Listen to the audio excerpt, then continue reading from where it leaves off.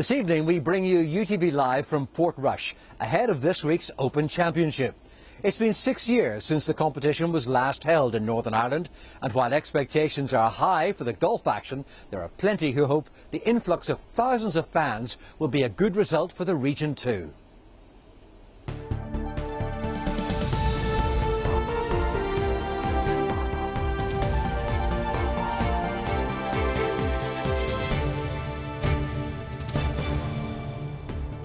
Hello and welcome. You're watching UTV Live at 6. Last minute practice and preparations, excitement is building ahead of the Open Championship. We get a first glimpse of the players as they hit the course, and we hear from our Grand Slam hero, Rory McIlroy. After the 18th and, seeing all the kids and, signing autographs, and it's really, really nice. And I'm sure that'll just build as the week goes on. Over 250,000 fans are expected to attend the Open. Doesn't mean good news for the local economy. It's been absolutely fantastic for the area. It's brought an awful lot of publicity, definitely, to the area. I mean, it's almost like being in your own global shop window for Northern Ireland as a whole, not just the North Coast. And after a few very hot and humid days, we have a change on the way this week. But what does the weather have in store? I'll have all of the details later in the programme.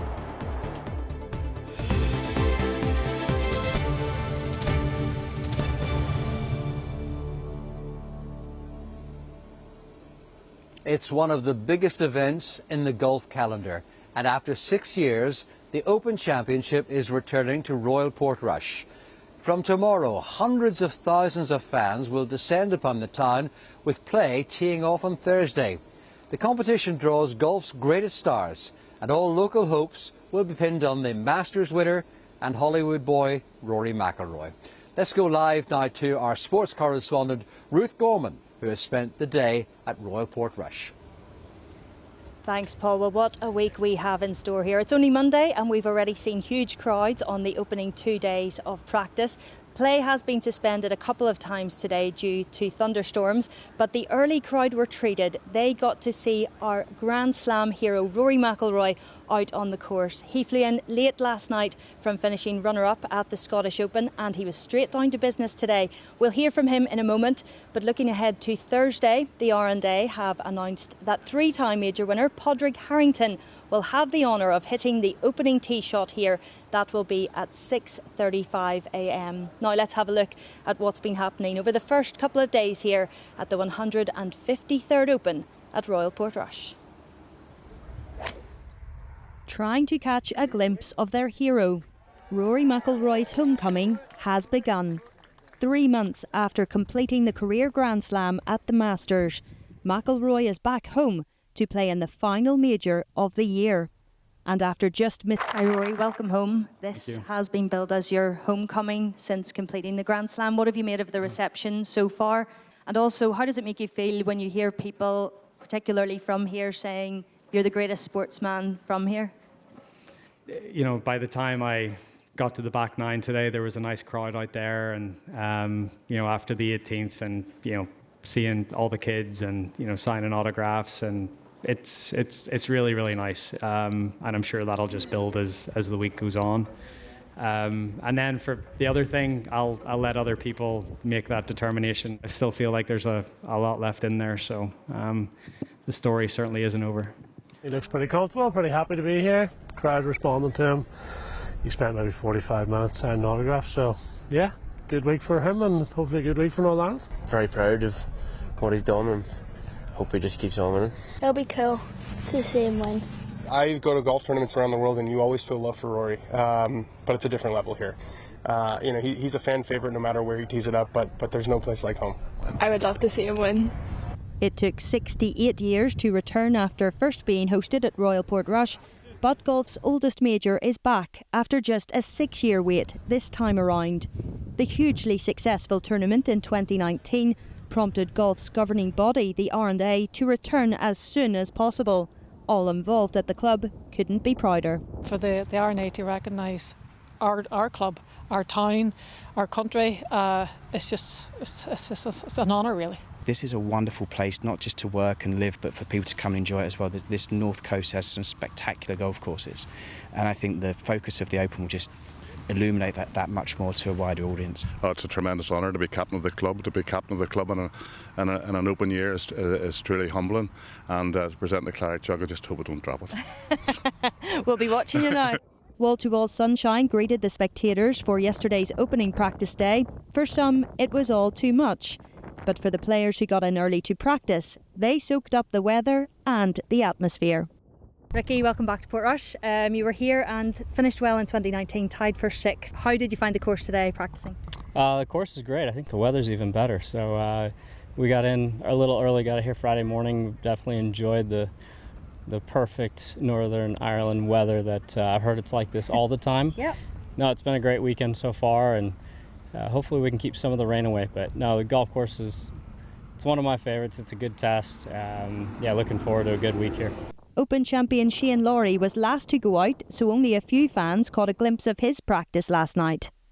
There's a lot of memories, and there's a lot of, thinking back to what I did, and what I did was very special, and to walk down the 18th hole with a 6-shot lead, I'm probably never going to do that again, so I'm not going to try and replicate that this week. I'm just going to go out and, try and play the tournament as well as I can this week. I've prepared as well as I can for this tournament. I know I have.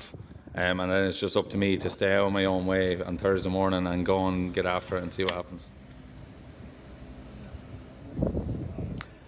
The 2019 Open at Royal Portrush generated over £100 million in economic benefits for Northern Ireland. Much of that benefited the Causeway Coast and Glens area. 6 years on, it looks the same, and more could happen again. Barbara McCann spent a sunny day in Portrush and Portstewart gauging the economic temperature. The tide has turned on investment on the north coast. Even the dogs in the street know that the golf market is driving development and significant economic growth here. All the excitement around the fairways has boosted the numbers of domestic and international tourists, who in turn are spending money in local shops and in the hospitality sector. I mean, it's almost like being in your own global shop window for Northern Ireland as a whole, not just the north coast. In terms of what has happened since the last Open, I mean, we've had other hotels open, we've had new experiences, new investment into the area, also supporting local jobs. The 2019 Open is credited with inspiring development and regeneration in Portrush. Norman Hillis was born in the seaside resort and heads his family's long-established business on the main street.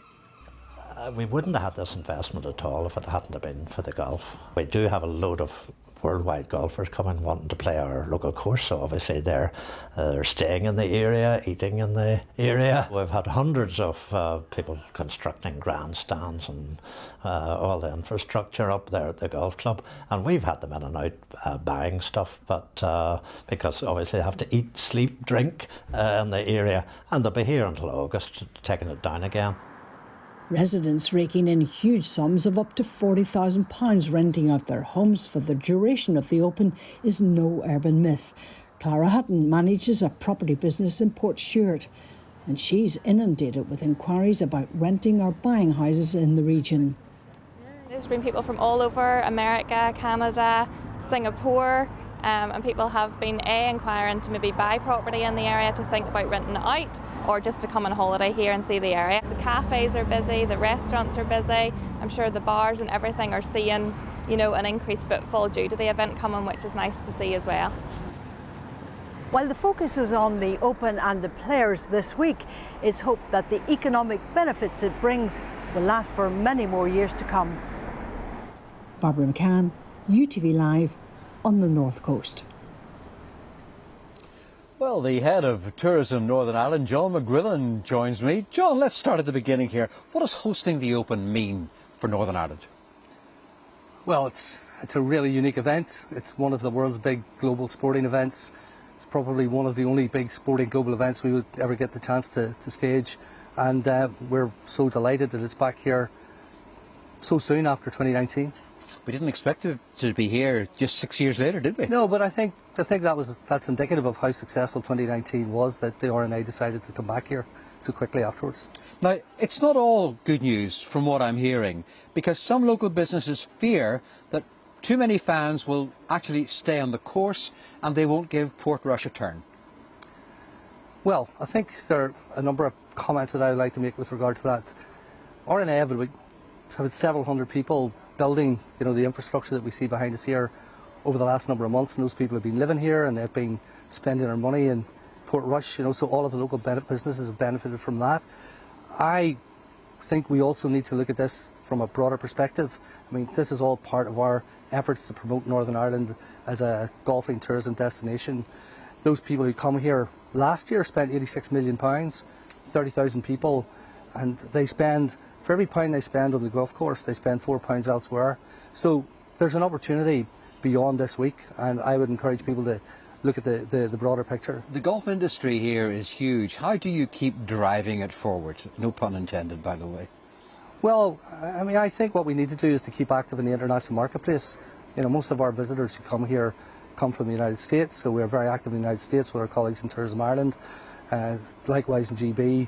So it's an ongoing effort, and we see the benefits of that. We're here today at the Dunluce Lodge, the new hotel. We've seen almost £80 million being spent in new infrastructure, mostly driven by tourism, but creating lots of jobs in the local area. So what we're really trying to do is to keep building on that, and bringing the Open back here this week is part of that effort. So what do the tourists in Northern Ireland have to look forward to? Well, you will be familiar with everything that we have. Just down the road we've got the Giant's Causeway, we've got Bushmills Distillery. We're not far from Belfast here. So when the people who come here, they tend to stay for 3 or 4 days. They just don't play golf. They visit all of the visitor attractions that they want to get to as well, and they spend their money in local bars and restaurants. So they make a huge contribution. John McBrillen, thank you. It's good to be on the Paul. same Thank side you. today. Well, we're going to be back here again shortly, but first, Rose has more of today's news from the UTV studio back in Belfast. Thank you very much, Paul. A fire at a West Belfast sports club is being treated as deliberate. It happened at Lav Jarg GAC in the Upper Springfield Road area last night. The police said that extensive damage was caused to the club's shop, signage and digital scoreboard. A major excavation of a mass unmarked grave of hundreds of babies and young children in the west of Ireland has begun. The investigation of the site at St Mary's Mother and Baby Home in Tuam in County Galway aims to identify the remains of infants who died at the home between 1925 and 1961. The annual sham fight took place at Scarva today. The total of 85 Royal Black Institution preceptories and 82 marching bands paraded through the County Down village. The mock battle shows a reenactment of the Battle of the Boyne in 1690. In Gaelic games, the semi-finals of the All-Ireland Senior Football Championship took place over the weekend. Kerry got the better of Tyrone, while Ulster champions Donegal defeated Meath at Croke Park. Jim McGuinness's players are 70 minutes away from being crowned All-Ireland champions for a third time. Our reporter Daniel Duffy was in Dublin for us. Tyrone started well against Kerry and had a 3-point lead early on. But watch this. Kerry's David Clifford gathers the ball on his knees, fights off his man and then splits the posts for a 2-pointer. Clifford goes for the 2-pointer off the left foot. Genius at work. And if you thought that was good, he showed all his composure soon after with this goal. A generational talent leading Kerry to another All-Ireland final. To get into the last four, you're going to be playing the top teams, and Kerry obviously are one of the top teams, so any weaknesses you have will be exposed more than in other games. So look, there's been a lot of positives, but at the same time, a game like that there shows the level you have to get to if you want to be challenging for the top honours, and I suppose that's what we learned from today. Here's Gallen, the bounce, Gallen! What a finish! The Kingdom will face Donegal in the final after Jim McGuinness's side made light work of Meath. 3 goals in the second half in a 20-point win. They've played 10 championship matches so far. The next one will be the biggest of them all. We're just delighted to be back here, but you know, they were a barren couple of years there where we were winning Ulsters, teams were tipping us to go and win All Irelands, and we kind of couldn't get over the big days really. So you know, getting this man back obviously helped with that, and getting back to days like this day in 2 weeks is going to be massive. Everybody will be putting their best foot forward, you know, whether it's the first 15 or trying to get on the pitch or to make the 26. That's what you want within the group, and in fairness to the lads, they've been brilliant in that regard. So Croke Park will be a sea of green and gold in 2 weeks' time as Donegal and Kerry battle it out for the Sam Maguire in a repeat of the 2014 All-Ireland final. Daniel Duffy, UTV Live at Croke Park in Dublin. Well, it's time now to look at the headlines making tonight's ITV News at 6:30 with Mary Nightingale. Coming up on the programme, the BBC comes under fire as 2 separate reports into the broadcaster are released.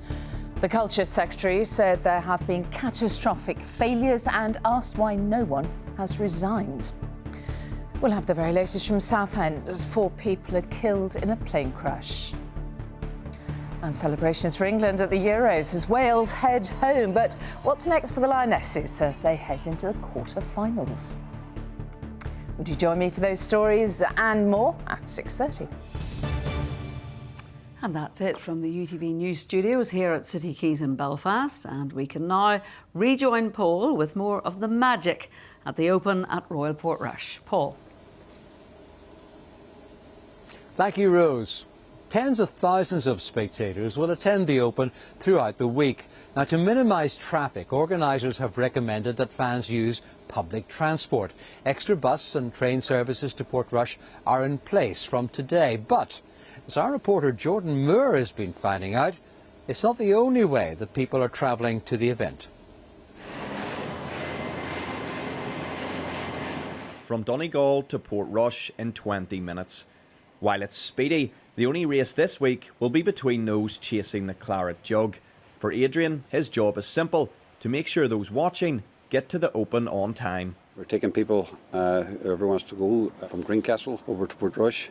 With shuttles running from 6 o'clock in the morning right through all day, and we take them back again in the evening time. Because of the traffic congestions, and it can take people up to 2 hours crossing sometimes if they're stuck in traffic, and we can take them directly into Portrush, which is literally a 10-minute walk up to the golf course, from where we drop them off.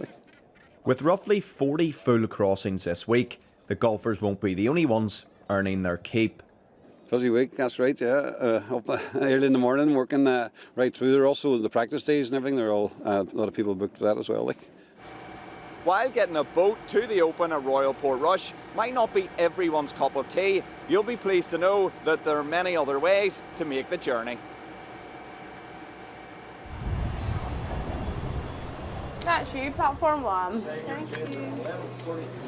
Coleraine Bus and Train Station is on the front line when it comes to funneling the vast majority of the more than 250,000 fans making their way to the event.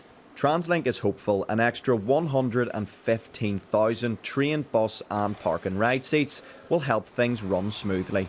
From the 13th to the 20th, we have some additional rail services. For the championship days, you can travel up from as early as 4:25 in the morning, so no excuse to miss your early tee-off times. And you can travel back as late as 23:05, 11:05 in the evening, or 22:05, 10:05 on the Sunday evening. Similarly with bus, we have that early morning offering and later evening return. If you're travelling up slightly closer, we have a number of conveniently positioned park and rides. So you've had a great day at the golf, but how do you get home? So if you're coming back by train, there's a dedicated walking route back to Portrush Station. If you're availing of our bus services, there's 2 set down and pick up points for the park and ride services. There's one on the Bushmills Road just adjacent to the course, and there's one in Dunluce Avenue just a few minutes walk up towards Portrush Town Centre. By bus, boat, car, train or plane, whatever way you travel to this year's Open, make sure you leave plenty of time for your journey. Jordan Moore, UTV Live. Well, it's 74 years since the Open took place in Northern Ireland for the first time. Brian Twight is believed to be one of the last surviving players from the championship of 1951, and his memories of that week remain as fresh as ever. He's now 98, and he remains a huge golf fan. He's been reflecting on the magic of the Open And Stuart Robson has the story. From clubhouse to course, the most familiar walk in this man's life. Meet Brian Twight, a bona fide golfing great.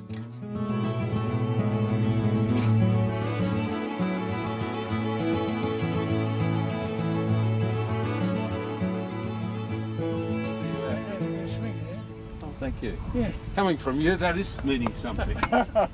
60 years of compliments in a life that spanned nearly a century, full of swings, putts, and playing in major tournaments, most notably at Royal Portrush in 1951, a year and a course that he'll never forget. The Open Golf Championship is held for the first time in Ireland at Portrush. We went over by ferry and drove up to Belfast, up to Royal Portrush, and the first time I set eyes on the course, I couldn't believe it. It was the most magnificent course I've ever seen. The 98-year-old was born in Sheffield, but has lived in Australia for most of his life. He took part in the first Open to be held in Northern Ireland after his talent was spotted in England. Dr. Patterson, who's a member of Royal Portrush, said, now you're qualified, you're good enough to play in the Open. Would you like to play in the Open at Portrush? I said, yes. Don't say it, Fred. A birdie, an eagle? No, just a seagull who wants to watch Serdar, the Argentine, who is running second. Brian missed the cut in the tournament, but never lost faith in his beloved putter, a club he bought for just £2 weeks before the championship. No regrets, despite an early exit. Being 24 years of age, I didn't have the experience of reading greens, because at Kingston the greens are very flat. And when you come to greens which are undulating, if you hit the wrong ridge, the ball could go further away than you started. The countdown is well and truly on as the 153rd Open arrives in Portrush this summer, 74 years on from Brian's tournament. All eyes will be on a certain Mr. McIlroy to see if he can emulate his success at the Masters. However, Brian is tipping a previous winner. Shane Lowry. Now Shane, he's one of the few people who can manoeuvre the ball. Rory could win quite a few more major tournaments if he changed his attitude on links courses. As others vie for wins, one man can look back fondly on Portrush and a lengthy and successful career. Stuart Robson, UTV Live. And with me now is our sports correspondent, Ruth Gorman.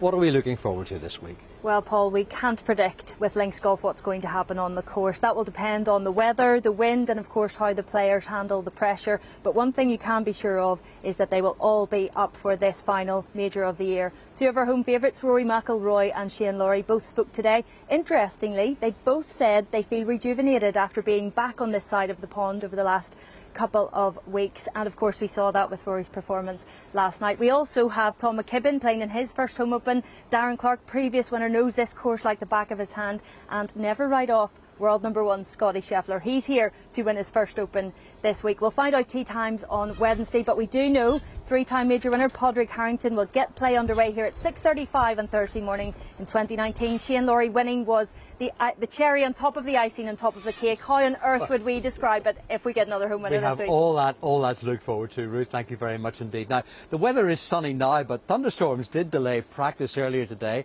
We're joined by Louise. Louise, what will the weather look like this week?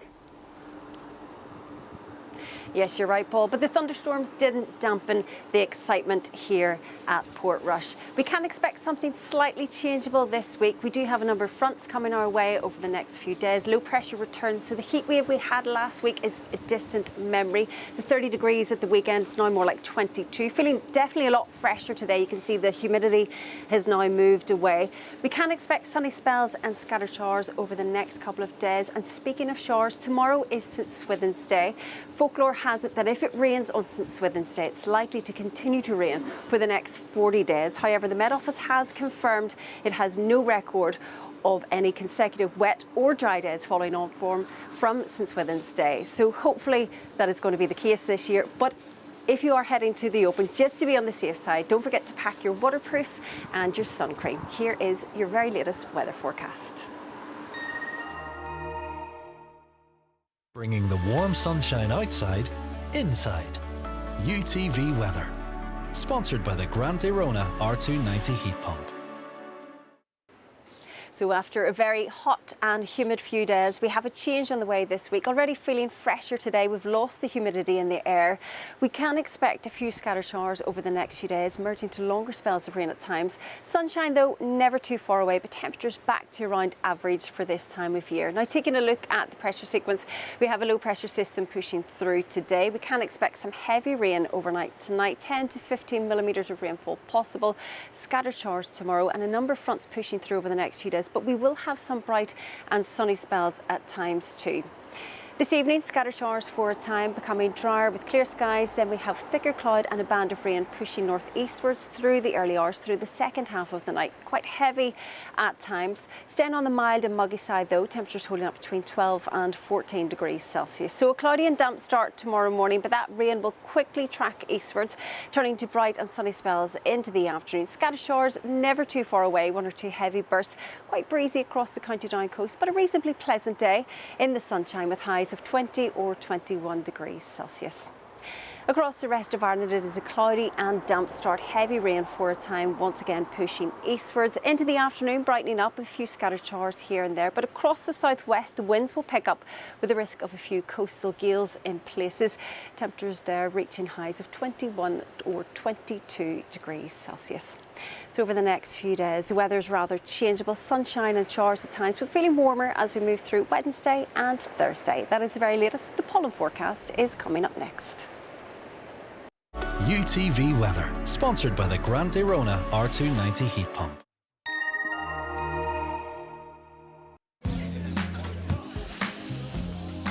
Making the most of summer. Perry sponsors UTV pollen count. And we have low levels of pollen tomorrow, increasing to moderate on Wednesday and Thursday. It's currently grass and wildflower pollen. That is the very latest. Have a lovely evening. Bye-bye. And that's the way it is in Northern Ireland this Monday tea time, live from Royal Portrush. Up next at the ITV News with Mary Nightingale. You can stay up to date online and on ITVX. I'll be back with the next local bulletin at 10:30. Until then, from me and from the entire team at Royal Portrush, good evening.